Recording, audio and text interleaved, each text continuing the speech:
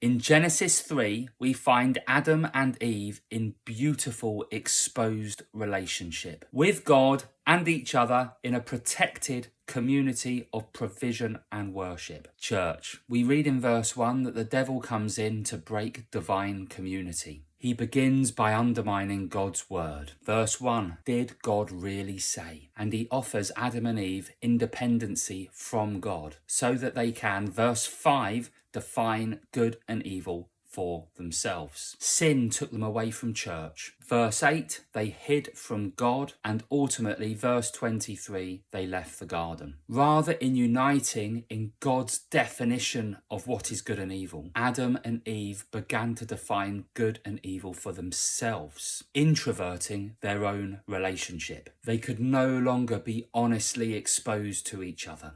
Verse 7, they knew that they were naked. They felt shame, they were scared, and they hid. They became defensive of self by isolating the other in blame. Verse 12, Adam says to God, it was Eve's fault. Hostility, oppression, and hierarchy entered the world as humanity cut ties with God and with each other for the promotion of self. And this remains our perpetual state today. Pain in our relationships, a constant desire for affirmation, and an eternity of isolation, which the Bible calls hell. Unless we put our trust in verse 15, the promised seed of the woman, Jesus Christ, who went to the cursed tree and put self to death, taking all of the consequences of sin that isolates so that humanity can be reconciled back to God, church, and through him be united back into exposed, liberating,